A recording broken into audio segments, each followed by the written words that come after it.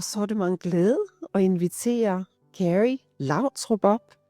Vi har jo vores adventsserie her. Og jeg sagde sidste gang, at det sidste emne hedder håb. Og det ved jeg, at Carrie har noget spændende planlagt. Carrie, hun er en spændende dame. Hun driver sin egen psykologpraksis. Og sammen med Hans driver hun også bed and breakfast og retrætested. Og har altid gang i et eller andet nyt og spændende. Og hun har i dag, måske har nogen set, jeg gået rundt med en stor bog i hånden om Narnia. Så jeg tror også, vi skal høre noget fra den. Og helt sikkert også noget fra Bibelen. Velkommen, Carrie.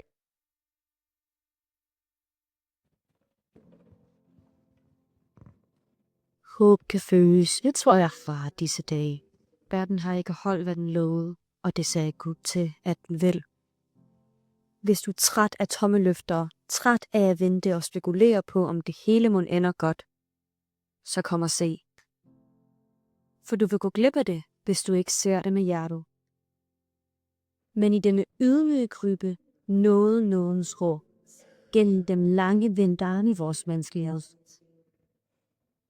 Kom og se, hvad Gud har gjort. Her ligger evighed, her ligger hellighed, her ligger syngav afkald, så kongelige trømmer se.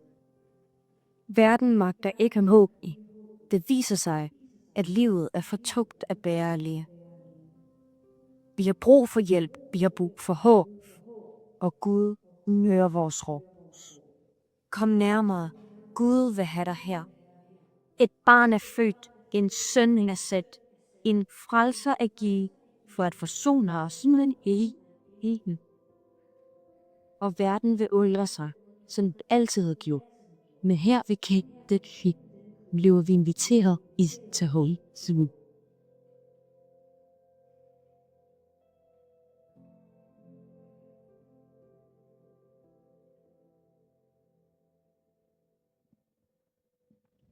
Ja. Har I gættet, at det skal handle om håb i dag? Yes. Da jeg fik den her emne, så begyndte jeg at bede, og så videre. Og så begyndte jeg at tænke, kan jeg vide, om det ville passe at indbringe Narnia til det her tale, kunne man sige.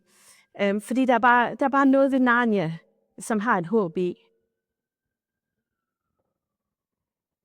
Det er mærkeligt. Jeg synes ikke, vi plejer at stå så langt tilbage, men det siger de, jeg skal. Så gør jeg lige sådan her. Godt.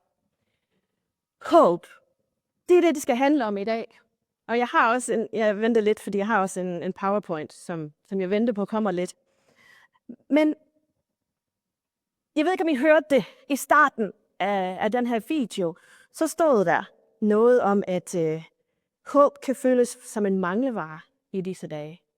At det kan være svært at finde håben, fordi verden den indfrier altså ikke sine løfter.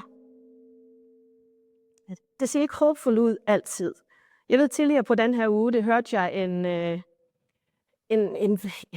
noget i nyhederne omkring, at der var noget cyberangreb mandag, tirsdag på vores ministerier og så videre. Altså jeg synes nogle gange, at det bliver sådan lidt, hvad gør vi nu? Men det er det her, vi taler ind i, og det er faktisk sådan, det var, når vi læser nogle af de her juleskriftssteder, som vi starter med fra Esajas i dag. Det er talt ind i en tid, hvor folk var i landflygtighed. Talt ind i en tid, hvor deres land var erobret af nogle andre, og de var ligesom slaver-agtige i det, de var i, fordi de var fremmede og så videre. Og så taler Bibelen, eller så taler Gud til dem i et håb. Og det vi oplever i den her tid i julen, det er opfyldelsen af det håb. Det er ligesom, nu kommer det til at ske. Så det, jeg vil bruge lidt fra Esajas, fordi det er ligesom det handler om i Bibelen, og hvad det siger om vores jul.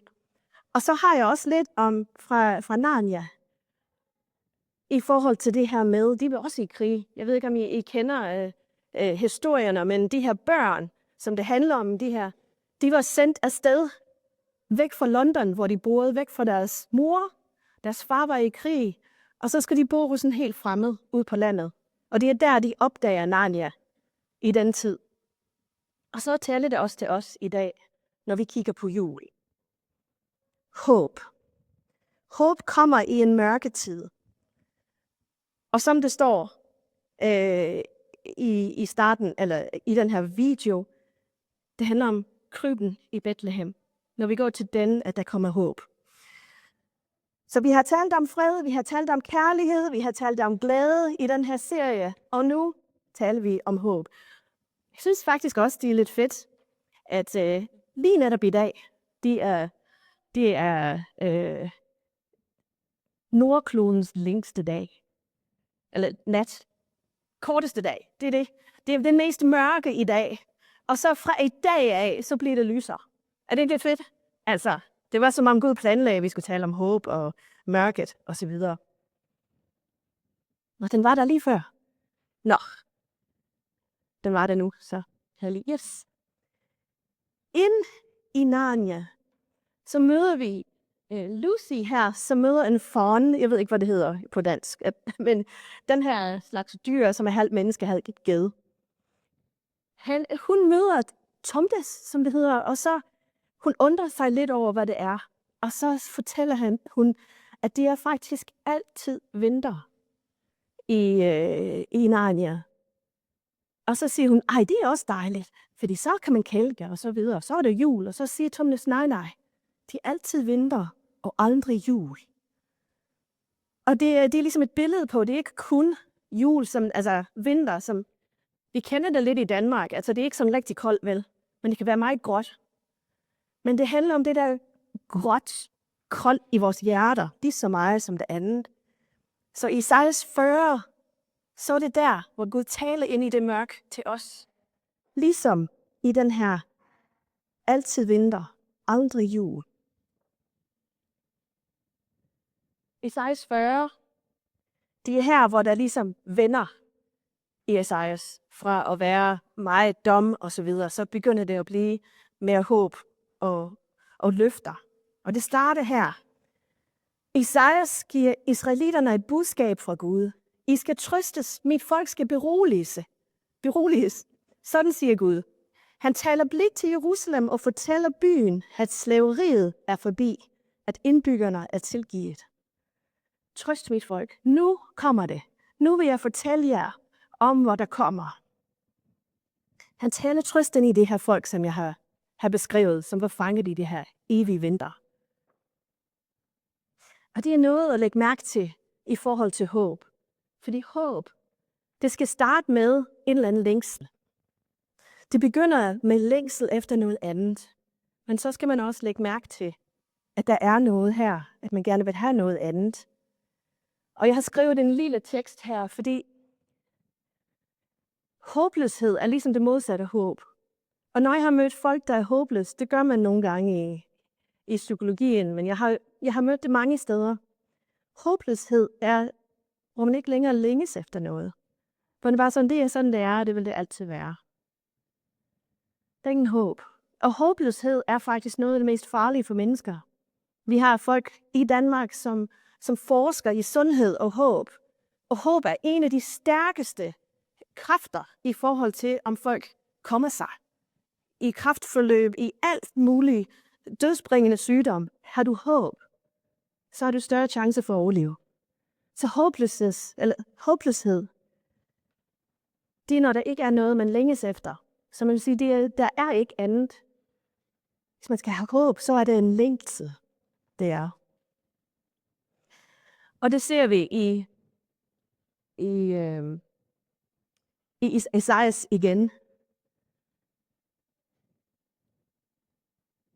Lidt længere i kapitel 40, hvor det står, en stemme sagde, ryd en vej for Gud i ørkenen. Byg en lige vej til vores Gud i vildmarken.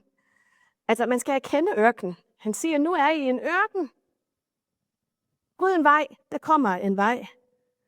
Og det står en stemme sagde, altså det kender vi nogen, som har hørt bibelhistorien fortalt flere gange. Når de siger, at den her røst, det er faktisk Johannes døberen, som er også en del af juleevangeliet, hvis man læser det hele, at Jesus, skal man sige fætter, han blev født lidt før, og han skulle være den, som bandede vej til Jesus. Og han blev født også sådan mirakuløst og så videre. Så det er også det håb, vi taler om, når vi læser om Esajas 40. Der er en, der råber nu. Nu kommer det snart. Men det er også der, vi mærker, at det handler ikke om naiv optimisme, hvad håb er. Og håb er heller ikke bare, vi tænker bare positivt om alt. Vi benægter, at det er svært lige nu. Det er ikke håb. Håbet er at sige, det her det er mørkt, men lyset kommer. Jeg er i mørke, men der kommer et lys. Faktisk den mørkeste bibelbog, jeg synes i hvert fald, det er klagesangen. Faktisk i Bibelen 2020 hedder det sovesangen, i stedet for klagesangen. Og det er Jeremias, som også er en af de mest triste profeter i Bibelen. Han skriver det her, altså det går 3,5 kapitler, hvor han bare snakker om, hvor forfærdeligt det hele er. Og så siger han, jeg husker det, jeg er ude af mig selv, men tænker så over det og håber trods alt. Guds trofasthed er ikke brugt op, hans medlidenhed ikke tørt ud, men den fornyes hver morgen. Din troskab er ufattelig. Jeg elsker det på engelsk, yet I dare to hope. Men jeg håber trods alt. Så hvis du sidder i noget mørke, hvis du har et liv lige nu, der er på sådan et, måske bare blag, eller måske er det bare rigtig hårdt, så budskabet i julen, budskabet i dag, det er håb. Tør du håb? Håb trods alt. Og det er der, hvor vi tænder vores lys i mørket. Det kan vi faktisk bruge at tænde lysene derhjemme til at huske det her håb. Der er mørkt, men lyset kommer. Det er en årstid, hvor vi kan sådan gøre noget fysisk for at minde os selv om det her håb. Når det er mørkt. Og det er altså især mørkt i Danmark. Hvis I har boet andre steder, som ikke er så langt nordpå, eller måske sydpå, så altså, det er bare mørkt, ikke? Men Guds svar, det er hans nærvær. Hans svar er ikke vores styrke. Det er ikke nye muligheder. Det er ikke en håb på, at det hele ændrer sig. Det står faktisk både i Esajas, men også i flere steder i Bibelen, at det er Jesus er vores håb. Gud selv er vores håb. I Esajas 40, det tror jeg har her, ja. Så den fortsætter med alt det her med råbe, ting skal udjævnes og sådan noget. Og så lige pludselig dukker den her op, ligesom en hyrde passede på sin forflok. Han viser dem vejen, han holder dem i sin favn. Det ser vi, at svaret er en person. Så har vi også et billede af i videoen, hvis I kan huske det. Der er sådan en hvid klædt mand, der går med får. Så hans svar er faktisk i første omgang, at han kommer, og han tager os i sin favn. Det er mennesket, eller en person. Jesus blev menneske for os. Det er der håbet ligger. Og så er der noget, vi kan sådan mærke, tror jeg. Jeg mærker det i hvert fald i den her bog. Så jeg vil gerne lige læse en lille smule, hvor vi ser det i Narnia-filmen. Hvor mange af jer har ikke set Narnia med løven, heksen og garderobeskabet? Der er nogen, som ikke har set det. Fint. Så siger jeg, det kommer så, de 4 søskende, de kommer ind i den her ting igen med garderobeskab, der hvor de har været i eksil for at blive passet. Så går de ind igen, og så finder de et nyt fantasisted, er det egentlig, men det er sådan virkelig i bøgerne, men kun til børnene. Og der er der vinter. Og når de kommer til det, så finder de ud af, at der er altså nogle problemer derude. Og de har faktisk ventet det her jorden, eller den her verden, har ventet på, at de kom. De her 4 menneskebørn. Men de er der ikke endnu. Så de møder nogen undervejs, Og så kommer vi til den her, som jeg kommer til at læse, hvor de er i gang med at finde ud af, hvad er det her, det handler om. Altså, det er meget koldt, og det er meget mørkt, og de har fået at vide, at det er vinter, men aldrig jul. Så de har fået at vide, hvordan det er, og så ser den her bæver. Det er talende dyr, der er i Narnia. Det er ligesom mennesker, men de taler. Og træerne kan også høre og sådan noget. De er også i live på en eller anden måde, på en anden måde, end vi kender til.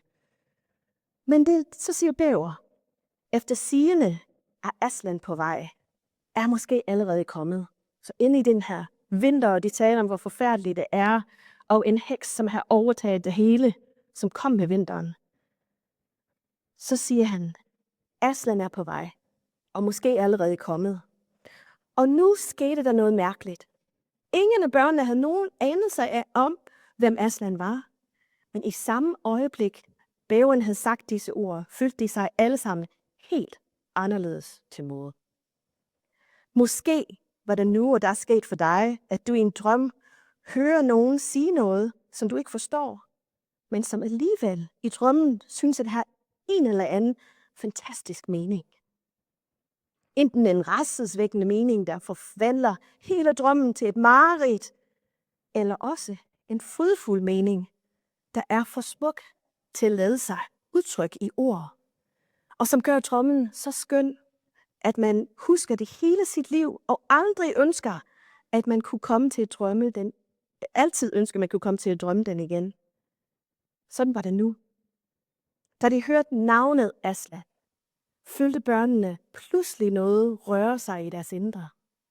Edmund mærkede en følelse af gådefuld angst. Peter følte sig pludselig modig og eventyrlysten. Susan havde det som om en særlig duft eller en livlig musikstrofe lige var glædet forbi hende. Og Lucy fik den fornemmelse, man har, når man vågner op om morgenen og kommer i tanker om, at ferien eller sommeren skal til at begynde. Det er den der følelse, vi beskriver som håb. Det bliver sagt et navn, og der er et eller andet, der sker i os. Det er det, vi prøver på at tale om, forkynde, øve os i til jul. Aslan er på vej. Og så siger vi håbet, som jeg sagde før, at forankre det i en person. Ikke i en mulighed, eller det, som måske kommer til at ske. Det ligger ikke i et mildere klima. Det er faktisk ikke det, foråret kommer lige om lidt. Jeg så et opslag her i dag, hvor det er sådan, jamen det er jo bare det, vi fejrer, at nu skifter lyset til noget nyt. Det handler ikke om noget helligt eller noget. Men det er ikke budskabet herfra. Når vi fejrer julen, der er noget, der sker for os, som ikke kun handler om, at der er en skift i årstiden, at jorden tipper. Men der er en, som er kommet for at give os håb, for at sige, jeg er her, jeg bærer jer igen. Og det står her også, jeg synes også, det er fedt her fra bogen, der står, nej, han skal nok få sat tingene på plads, sådan som det står i et gammelt rim her fra egnen. Så det tales det også om profetier, ligesom vi snakker om med Esajas. Vinter bliver vår og sommer, den dag Aslan atter kommer. Alle fyldes med trøst, når de hører Aslans røst. Når han blotter sine tænder, kommer sår og kvide ender. Når han ryster mankens hår, næ og nid til grønne går. I vil forstå, hvad jeg mener, når I ser ham, sagde bæver så også igen. I vil forstå, hvad jeg mener, når I ser ham. Så i advent er Jesus, altså vi siger Kristus, Jesus, han er det håb, som bryder det, som herinde kalder fortrydelsen. Fortrydelsen over hele, altså ikke fortrydelsen, altså den onde heks har fortryllet hele verden, så det bliver mørkt. Ligesom Aslan bryder det, så er det Jesus, der bryder det for os. De er barnet i krybben, Messias ankommet. Han opfylder profetien, rimen fra Esajas. Og det er der, hvor vi mærker det her skift hos os. At vi ser, at håb bærer os igennem. I Esajas, så står der her. Israel, min folk, hvorfor har I sagt, Gud ser mig ikke? Gud bekymrer sig ikke om mig, at jeg bliver uretfærdigt behandlet. Ved I ikke, at Gud er evig, at han har skabt jorden? Han bliver aldrig træt, og ingen kan forstå hans visdom. Altså det her med min vej er skjult for Herren, det er håbløsheden. Der er ikke nogen, der ser mig. Det bliver aldrig bedre. Men her tales det om håb alligevel. Har Gud set mig? Har han glemt mig? Det fortsætter. Han giver kræfter til de udmattede. Han giver ny styrke til de svage. Børn bliver trætte. Unge mennesker kan falde og slå sig. Men hvis de stoler på Gud, får de nye kræfter. De får vinger ligesom ørerne. De kan løbe uden at blive trætte. De kan gå og stadig have kræfter tilbage. Håb bærer de trætte. Livet kan være for tungt at løfte, men når håbet kommer, så hjælper det. Og man kan se det i Narnia. Altså, jeg kan anbefale at se videoen. Det er fordi, det er på Disney+. Man kan godt se det. Jeg har altid troet, det var en påskefilm i stedet for en julefilm, men jeg er blevet overbevist om, at det er ligesom det hele. Fordi påskens budskab ligger også i julens budskab. Og det handler om det her, at under heksens trolddom er alt frostent og kraftløs. Alt, hvad de gør, det er lige meget. Vi kan ingenting. Men i den der trolddom er der trældom. Den virker rigtig godt på dansk. Dem, som oversætter, kan måske ikke. I den her trylleri bliver man slave. I trolddommen er der trældom. Men da Aslan vender tilbage, begynder tøen.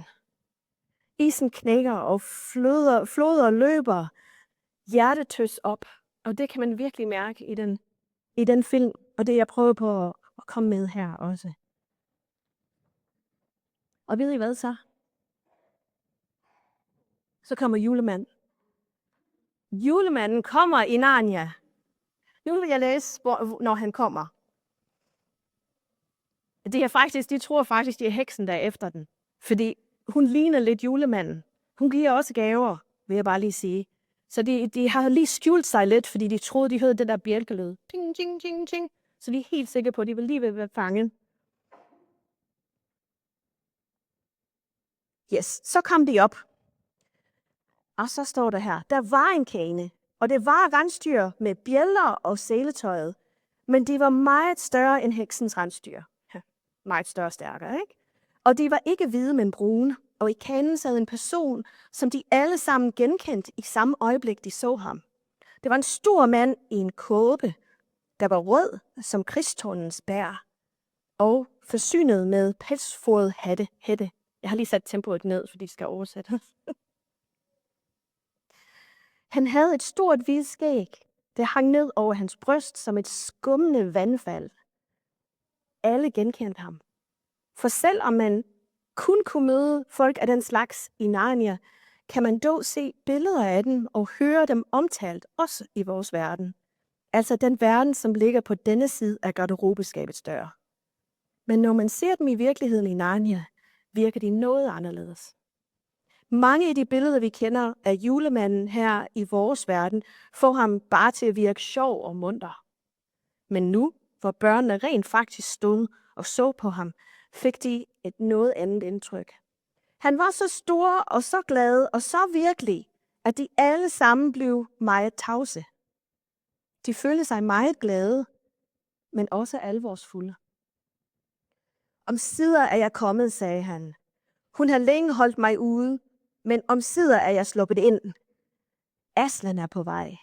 Heksens magi er ved at svækkes. Og Lucy, det er den mindste af pigerne, mærkede en dyb skælven af glæde løb igennem sin krop. En fornemmelse, man kun kan føle, hvis man er højtidelig og stille. Det er en anden slags håb, end at jeg lige fik det, jeg har ønsket mig. Han kommer med en anden budskab her. Om en ny tid. En ny verden bryder igennem. Men jeg synes også, det sjove her er, at han kommer med gaver. Og hvis man læser, det står faktisk, at de her gaver, det er ikke legetøj, men værktøj.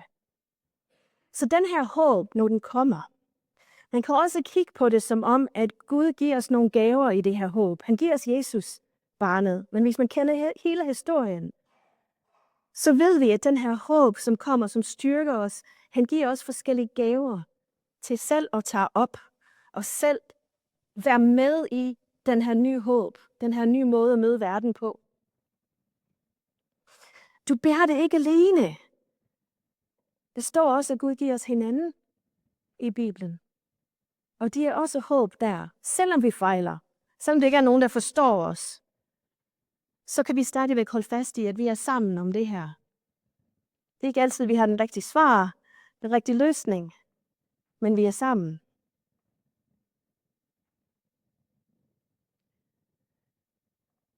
Så håb er der, fordi Gud er trofast. Han siger det, han vil gøre. Hans ord står fast, står der i vers 8 i Esajas 40. Hans arm er stærk, står der også, og hans omsorg er mild. Håb næres af Guds trofasthed. Så når vi begynder sådan at tænke, jeg er lidt sulten for håb, så kan man huske det, som Gud har gjort for dig. Husk det, som du har læst i Bibelen. Husk baby Jesus, der kommer for at være Gud med os, Emmanuel.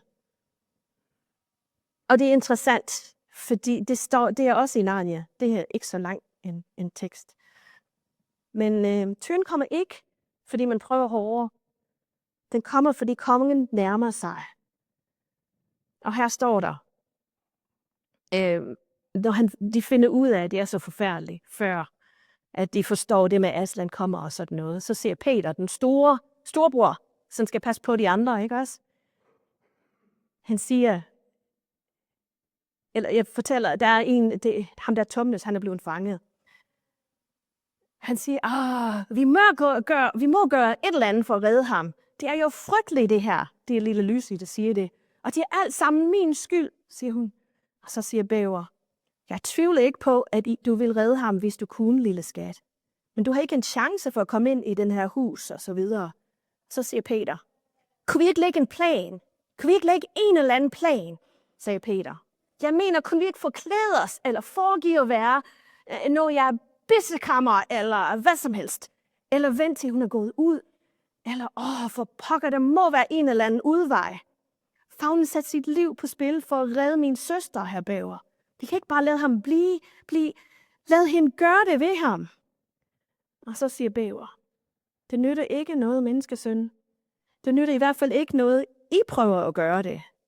Men nu, hvor Aslan er på vej, når vi er udstyret med ham, når vi venter vores håber i ham, og det han har givet os, så kan vi godt.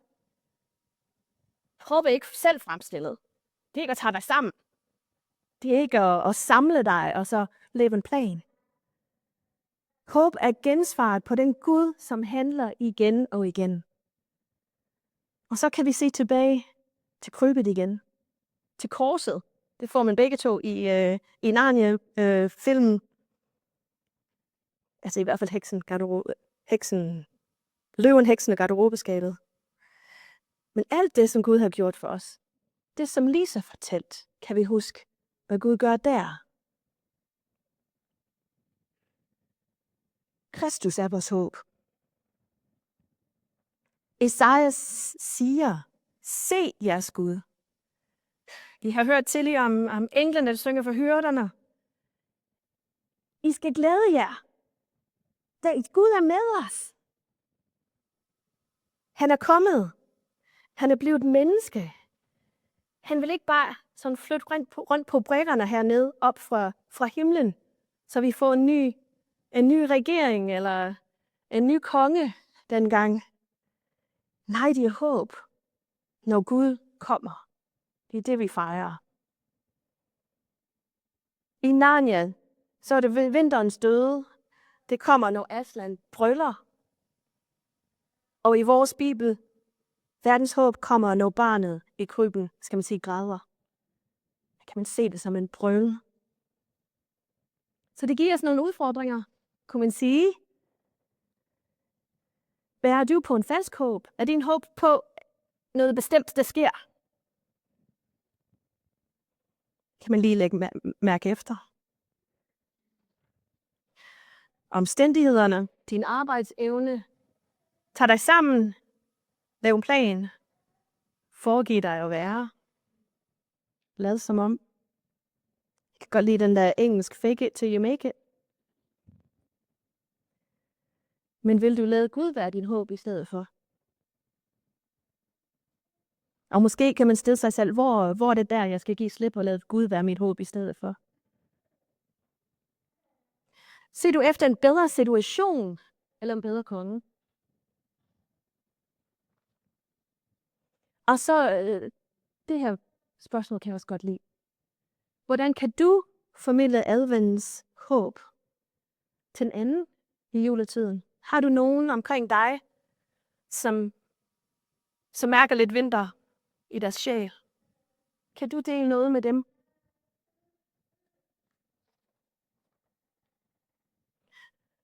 Der står fat mod, Aslan er på vej.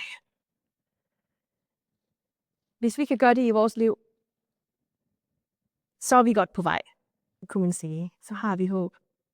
Kom til kryben. Når vi ser baby Jesus, det gør man under mit juletræ. Andre steder. Kom til kryben. Nu vil jeg vil spille en sang i en video med tekster på. Det er kun på engelsk, men jeg vil lige sige, hvad teksten er på dansk. Fordi det er den sang, jeg elsker. Den hedder Oh Holy Night, Oh Hellige Nat. Den findes også på dansk, hvor Stig Rossen for eksempel synger. Der er også en med Birte Kjær. Men oversættelsen er: Lang lå verden, altså længe lå verden i sorg på grund af synd og fejltrin, til han blev åbenbaret, og sjælen mærkede sin værdi. Altså det der, at der er, jeg har værdi for ham, det er den, der kommer. Og så den her sætning elsker jeg. Et håbet sus, den trætte verden jubler. Man kan næsten mærke det, når man synger det også. For der bryder en ny og herlig morgen frem. Og i den her version, som Hans vil spille lige om et øjeblik, der er der også en anden vers, som også er god, som handler om, han har lært os at elske hinanden, som jeg synes er fedt. Der er mange andre, men jeg tror, det kun har de der to. Og så en masse, ja, at vi reflekterer. Så mens den spiller, så har I fået en lille opgave. Enten kan I bare nyde det. Det er det ikke nogen, der skal sige. Men prøv at mærke efter, hvor dit håb er. Måske forestil dig, at du står ved kryben og mærker den her. Prøv at finde den der sus. Lidt ligesom jeg læste om børnene, da de hørte Aslans navn. Den der, kan vi finde det i vores hjerter? Så det er bare en refleksionsrespons til den her sang. Og så er jeg færdig. I kan også tænke på de spørgsmål, jeg har stillet. Så snart den er klar, så kommer den. Og jeg har ikke mere at sige. Så tak.